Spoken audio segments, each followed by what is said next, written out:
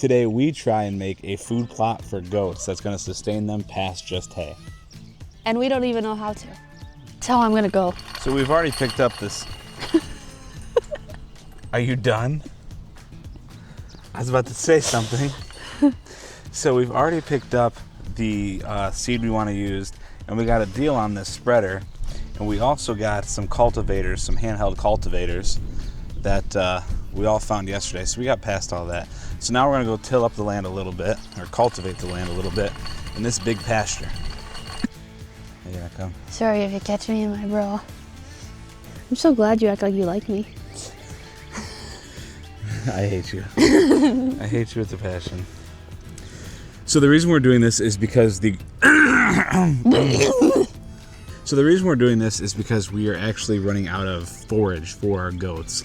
Our goats and sheep have basically eaten everything down to the nub, and there's a lot of exposed dirt. So instead of basically trying to cut off a pasture completely and giving it time to heal, we're going to try to accelerate that by planting our own seed. So we got what? Chicory? We got chicory, perennial clover mix, Kentucky bluegrass mix. Bluegrass. And then we also grabbed just a regular pack of grass seed mix just to incorporate in there so they have more to eat rather than eating everything. You didn't have to act like it was a big deal. You can hear it. Seriously, you're like Okay, we're gonna go dramatic, back. central here, drama queen. Anyway, we've done our research on it, and we saw that Kentucky bluegrass was really palatable for goats, so that's one of the reasons we got it. The grass mix was because it's a fast-growing grass mix, and I would like the ground to start getting roots back to kind of help. The soil is really starting to get torn apart. Chicory is really the good stuff that we're looking for. What we did is we basically took a deer plot mix and kind of made our own that was more suitable for goats. Yeah. It's very important to make sure that your grass doesn't get too low to the ground because you are more susceptible, or I guess your animals, not you. I hope you're not eating it.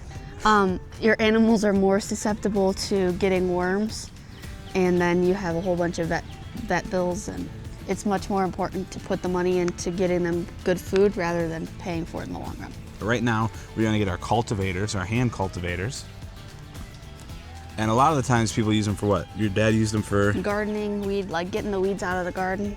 But instead what we're gonna do is we're actually gonna take some of this exposed dirt, and Carl likes the sound of it. And what we're gonna do is we're gonna roll it and kind of create more seed to soil contact.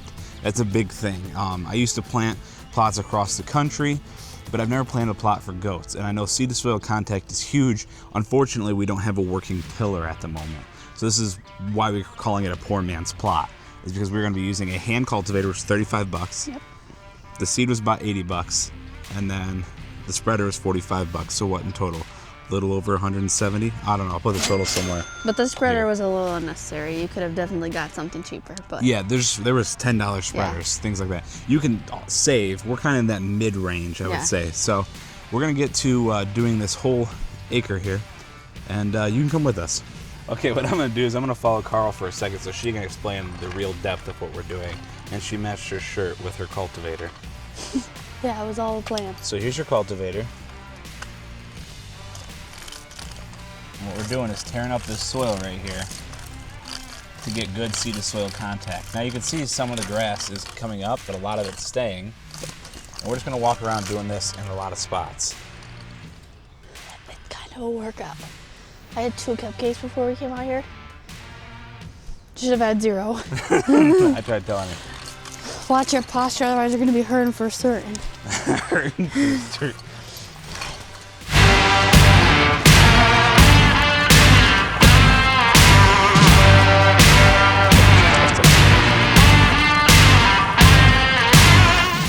What? No wonder my finger was hurting. I had the Band-Aid on the wrong knuckle.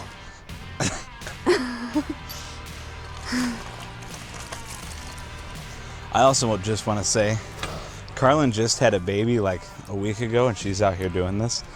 And again, with poor man's plots and doing the cheaper route usually involves a lot more work. So expect more work out of this way, but also expect less money. For me, I'm way more willing to put in a little more work to spend less money for our farm so we keep going positive than buying a bunch of stuff, getting it done quicker, and let's say this whole plot fails, well then it didn't do me any good. If I do this, all I lost was a little hard work and time, and not so much money. But we're also not gonna look where there's big grass spots that still don't have like a lot of dirt being seen through them, saw through them, shown through them. We're not gonna cultivate those areas or aerate them. This is also kind of like aerating the soil, which is also good for your soil. But in those spots, we're not really gonna plant heavy. We're just gonna block it off and they should grow back. But a lot of these spots have dirt, so we're just going through and doing that. I should also make notice for you guys, we are not throwing any fertilizer down. We are trying a no fertilizer method because fertilizer costs a lot more money as well. But the reason we're doing that is because we truly wanna see if we can do this the most cheap way possible. And with that, the goats crap out here a lot, right? So their poop is going to become basically its own fertilizer, and we're hoping that they've been out here for about 2 years, this is going on their 3rd year, that it's fertilized enough that it's going to work. We also have to take a pH soil sample. I'd recommend that. You can get them right now. Farm and Fleet has them for 15 bucks? There's a reusable one for 18, and then there's a 4-pack of single-use ones for 12. Yeah, so you can do that as well. I'm going to do that, and I will show you here in a bit how to do that. But because certain things can't grow in certain pHs, a lot of them require 6 to 7 pH, and then you have to get a bunch of lime and throw that around and mix it in, till it up, disc it, and I don't want to do that. So I'm kind of doing this test for everybody else who's been running goats for a long time, or at least 2 years, to see really if it does bring up the pH in their soil, and if truly that the recommended 6.0 lowest pH really means that that's the lowest we can go. If I have like a 5.5 or a 4 pH out here and it still grows, I'm gonna let you know that it still grows, but that'll be a later video. Right now I'm just showing you how to do this. So here's a good example. We would have seed to soil contact. I mean, there's this stuff in the way, but when we cultivate it, it kind of moves around, but it's just flat. The seed would just sit here and there wouldn't really be anything besides it laying on it. So we come over here and we cultivate it, and as you can see, the seed can kind of be a little more protected and sit in that soil, and that's why we're doing this.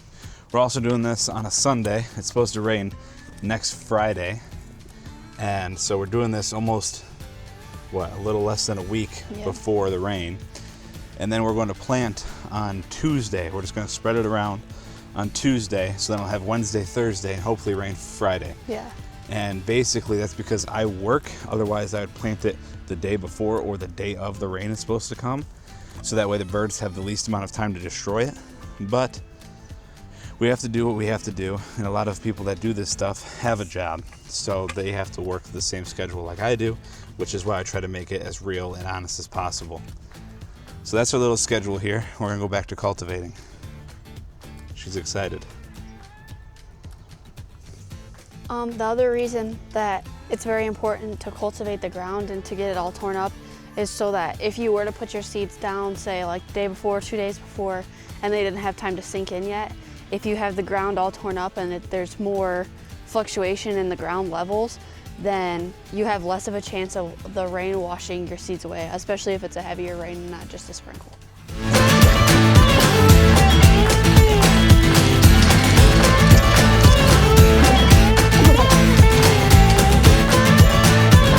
Yes, I am aware I am wearing cowboy boots and shorts.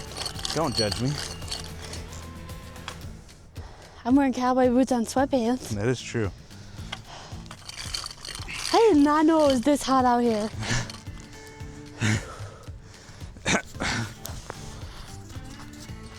I do also want to say, this would be way easier if it was like a rainy week, and like it rained yesterday, we came out here and did this, and then like it was supposed to rain again, we could plant our seed, or spread our seed.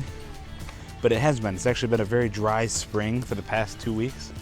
So the ground is super tough, which is why this is so much harder. So I recommend you doing this right after a rain and getting ready for that, and then getting ready for the next rain.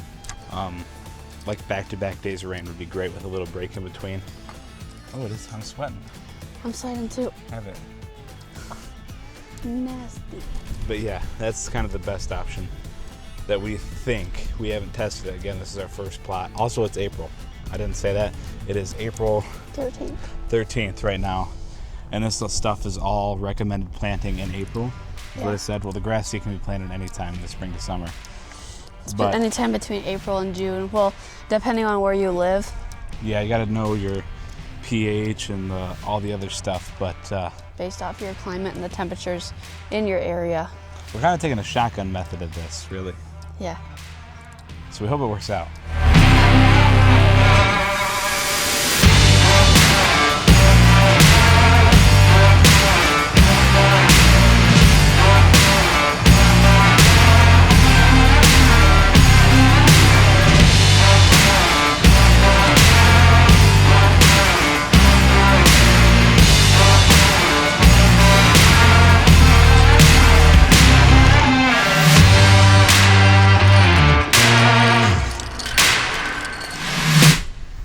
So, Carl already made a little accident. I'm too strong, I guess. Oops. She broke one of our cultivators. Yeah, I don't know how to fix it either. They just... Hold on.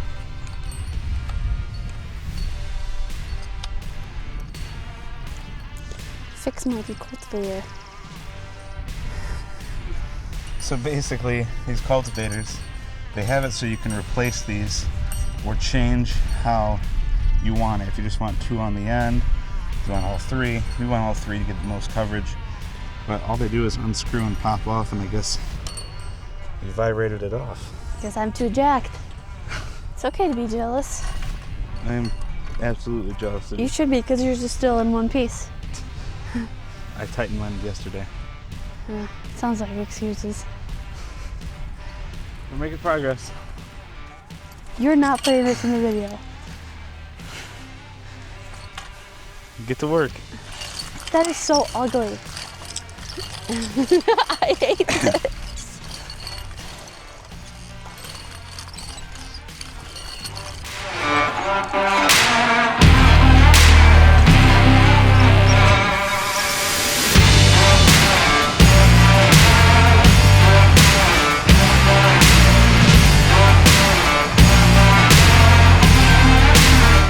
So basically what we decided to do is that the ground is super tough, so we only did half. So we're kind of experimenting. This is a test plot anyway.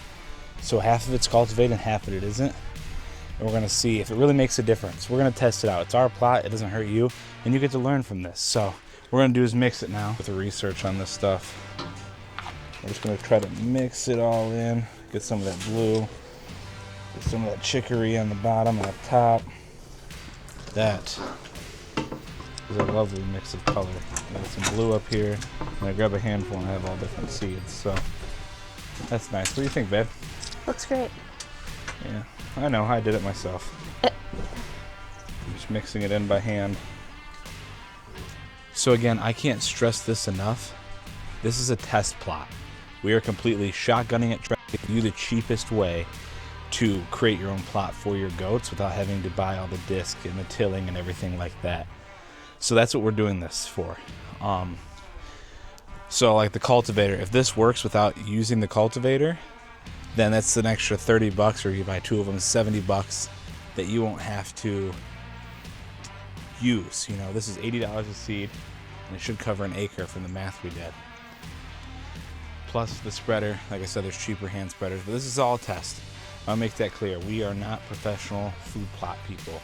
The food plots I planted across the country were professionally done. They had tillers, rakes, all this fancy equipment. I don't have that luxury. I don't do that anymore. So this is what I got. And now I'm gonna get water. We also changed our mind. Instead of waiting for the rain, we want to try to get this in as much as possible and kind of get a foundation and germination started. So luckily I have a truck and we do waters on the farm, so I have a ton of 5-gallon buckets and we have 1 watering can. So I'm gonna load up the truck, fill it up, all the watering cans. Nope. I'm gonna load up the truck. I'm gonna fill all the 5-gallon buckets up with water, and then we're just gonna fill the watering can and walk around and water it for a couple of days until this rain comes. Try to get that germination in quicker. We only have 2 rotational pastures that are about an acre each, so we really want to try to help get this going. but I'm also going to test the pH in the soil, because if this doesn't work, I want to know that it didn't work because of the pH, or I want to know because one side was cultivated and one side wasn't, or if it doesn't matter at all. And it's all just a bunch of fancy schmancy science for the more fortunate money people. So, get back to you in a minute. We're going to load this stuff up and get out in the field.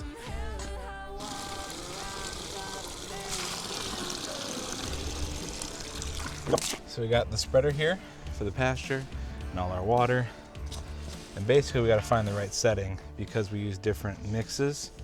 So we don't really have the full setting. Now the benefit of this, I want to make sure it's mixed up after Carl drove it around.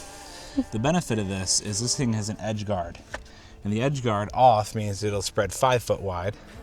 And the edge guard on means it'll spread 3 foot wide. We're probably going to want to spread 5 foot wide. Yeah. However,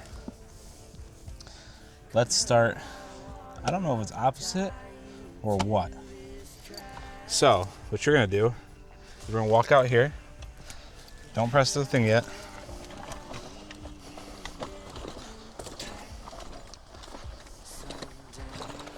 And I want you to walk this way and press the button and we'll see how it spreads.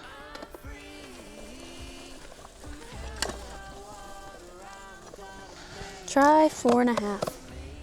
Let's try 3.5. That's what I meant. Silly goose. Okay, that looks pretty good. I agree. So, yeah, we're gonna spread this now.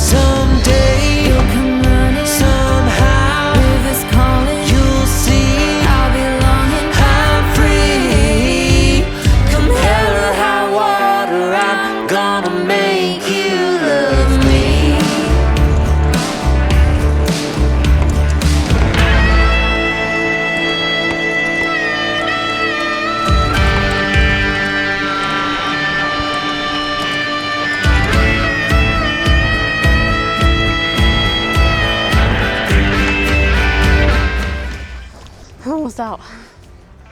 Well, might have done a minor miscalculation. I'll make it, but I think we only had enough for 0.75 acres, which is unfortunate. so. Never mind. She's out of breath, can you tell? Well, I've also eaten like 10 bugs, so I'm like walking, I'm like, I'm out of breath because they're taking my breath away. Yeah. I'm also like really sweaty. To my back. Why are you wearing a sweatshirt? It's 70 degrees out Well, in April. well. I hope. Anyway, this watering can thing, we should have, instead of buying 2 cultivators, we should have bought 4 watering cans. Because if you're gonna do this by hand and save money, buy the watering cans. Because I'm out here walking back 100 foot every time to fill up a 2-gallon watering can. So there's that. Yes. Anyway, back to it. Get him, champ. Hershey about to jump through this fence over here. Let me ask you a question. What if I fill this bad boy up with water?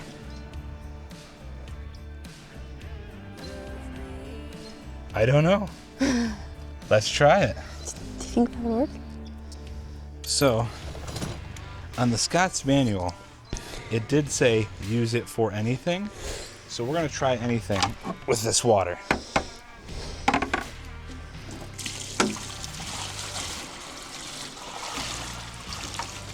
It's kind of not holding it.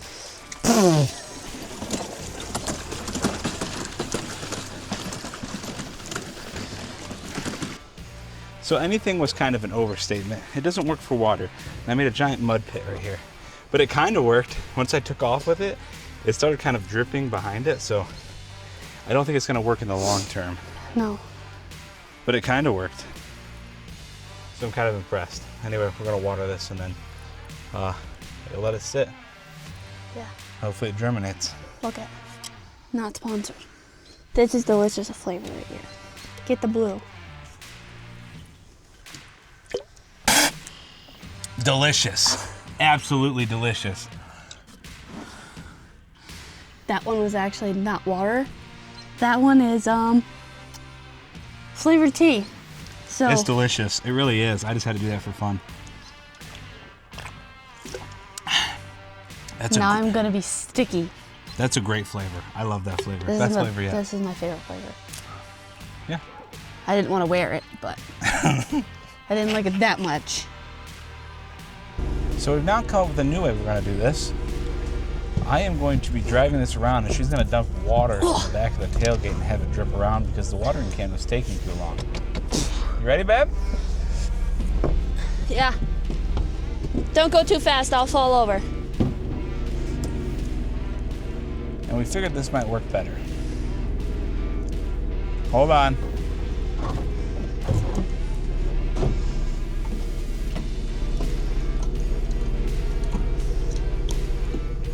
Ready? Yep.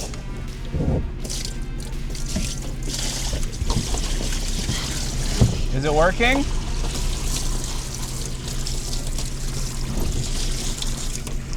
It is working.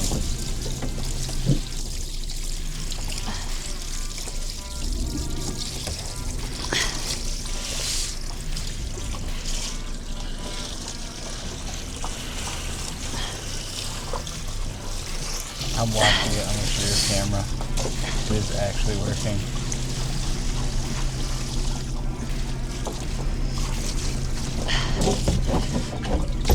How much more you got? Huh? How much more you got? Half? Keep going.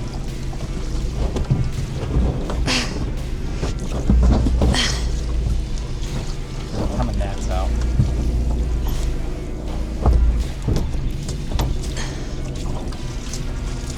How we doing? Huh? How we doing? Good.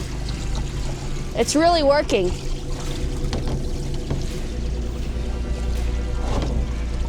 When you finish this bucket, let me know.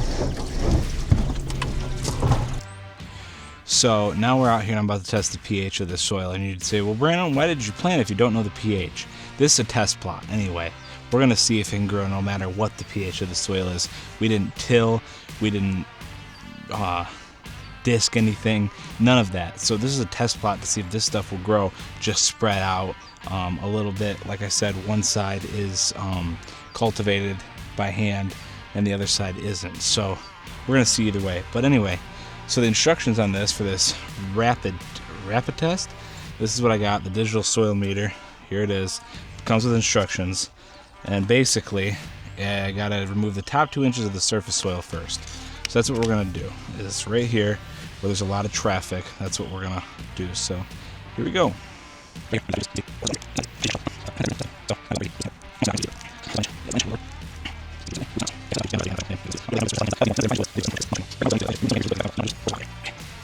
So according to the instructions, it tells us we gotta remove 2 inches, which this has a measure on it. So it's about 2 inches, which you can also see your first knuckle to your second knuckle also does the same thing.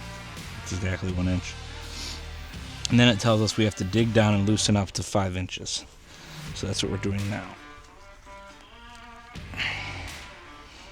And I think, to be honest with you, I'm going to pull some of this out and then put it back in because I cannot get down there with all this stuff in the way.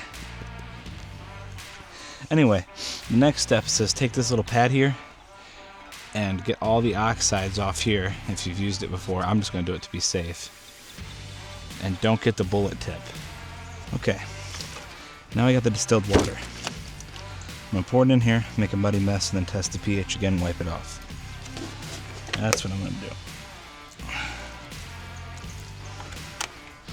To a nice muddy consistency is what it said. And then we're going to set it in here. Holy cow.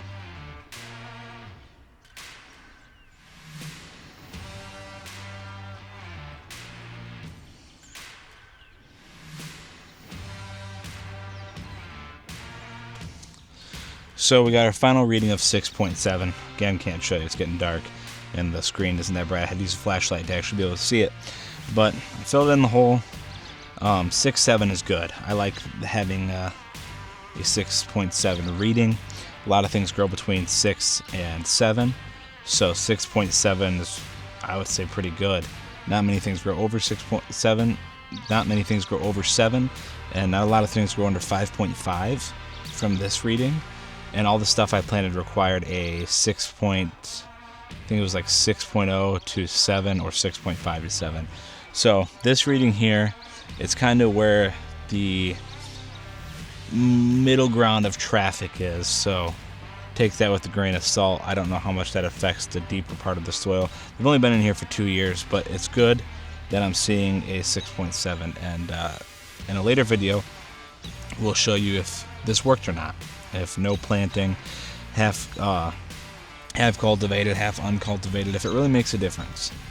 But for now, this is the cheap way to do it.